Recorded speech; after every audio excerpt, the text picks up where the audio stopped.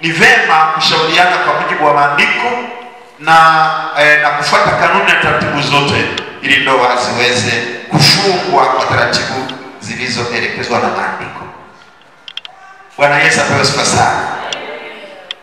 Kitu kingine ambacho ni vizuri nikieleze baada ya hapo, lakini katika kukazia kwamba ndoa ni mkataba wa kudumu, na hii ilikuwa ni lazima nikalili maandiko yaliyo katika Mathayo sura ya 19 ambayo ni maswali ya Mafarisayo waliokuwa wenye dini iliyoamini suala la kuachana na kuachika.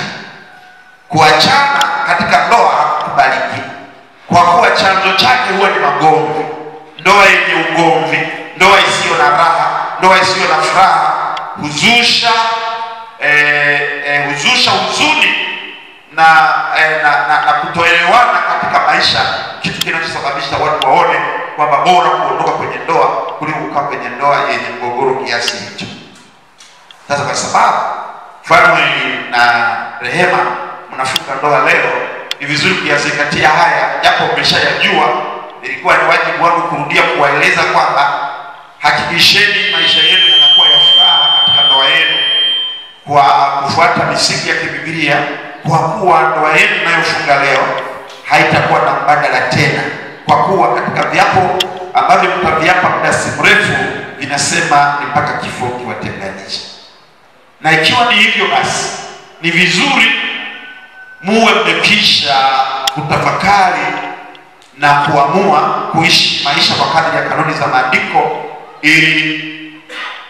ili kusudi gereza la hukumu lisije likawakumba katika kuvunja kile kiapo. Lakini nizungumze mambo matatu ambayo yatakuwa ni hitimisho katika jambo hili.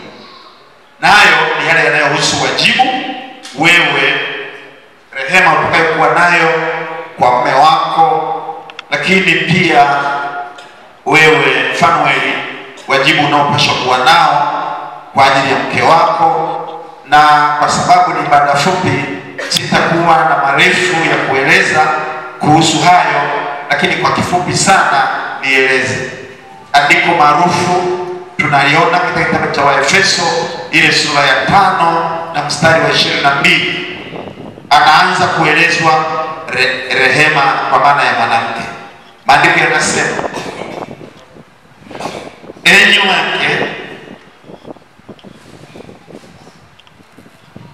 nitasoma tena, enyi wake watiini waume zenu kama kumtii Bwana wetu, kwa maana mume ni kichwa cha mkewe, kama Kristo naye ni kichwa cha kanisa, naye ni mwokozi wa mwili. Lakini kama vile kanisa limtiivyo Kristo, vivyo hivyo wake nao watii waume zao katika kila jambo. Hapa najua wapo wengine ni wanandoa. Biblia inaeleza kuhusu swala la utii.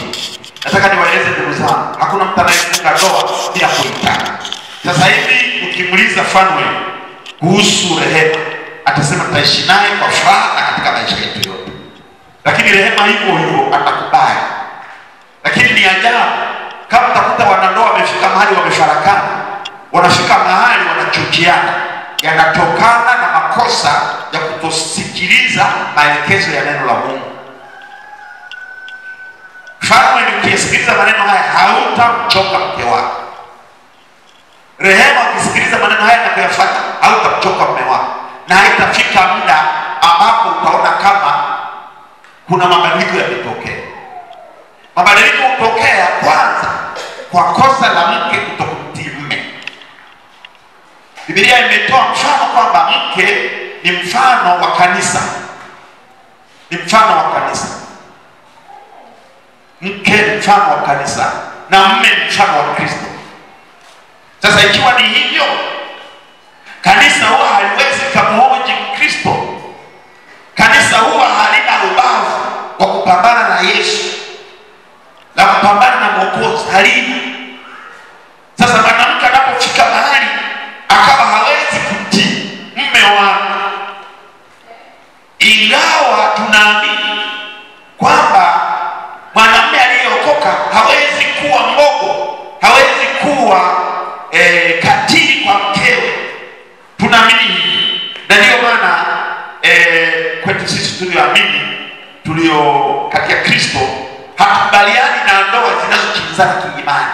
Ndio maana tunashauri vijana aoe kijana achumbie mchumba aliye na imani moja na yeye, na aoe aliye na imani moja na yeye. Hatukubaliani na swala la Mhindu kumwoa Mkristo wala Mbudha kumwoa Mkristo, wala hatukubaliani na Mkristo kwamba anaweza kuchumbia Muislamu akafunga naye ndoa, au hata kama ni Mkristo aliye na imani inayokinzana na imani aliyonayo. Kufanya hivyo mwisho wa siku huleta vita. Vinaanzia kwanza kwenye imani, vinaanzia kwenye tabia zinazokinzana. Kwa hiyo ni lazima neno la Mungu litawala katika ndoa yenu, na neno la Mungu likitawala, rehema, utaendelea kumwona Fanuel kama kanisa linavyomwona Kristo, kwamba Kristo ndiye Bwana wa kanisa na ndiye kiongozi wa kanisa, na yeye akisema kanisa haiwezi kahoji, kwa sababu Kristo ndiye mwokozi wa mwili, ndiye mwokozi wa roho, ndiye aliyemchagua kwanza. Biblia imesema akajitoa kwa ajili yetu. Kwa hiyo jambo hilo likikaa ndani ya moyo wako wewe, rehema, litakufanya mara zote umwamini, umkubali. Ingawa wapo wanaume wachache ambao wanaleta aibu katika ndoa zao kwa kukiuka miiko, kuvuka miiko ya ndoa, lakini inakuwa ni bahati mbaya sana ambayo hatuitegemei ikiwa Kristo anaweza kutawala katika maisha ya waumini.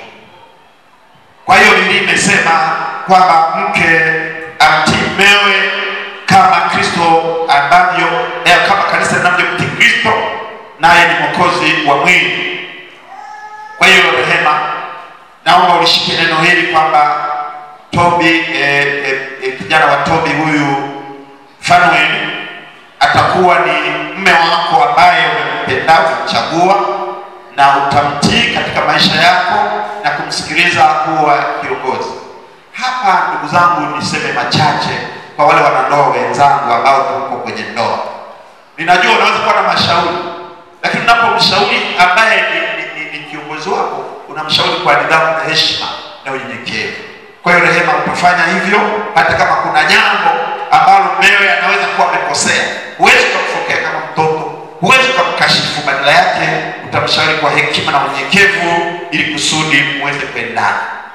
Ni lazima, kwa sababu wewe utakuwa ndiye mshauri wake wa kwanza na wa karibu, na usimwache kaenda mbali na wewe. Kaa karibu naye, lakini kwa heshima na utii. Ukiwa na jambo mweleze kwa heshima. Heshima si utumwa.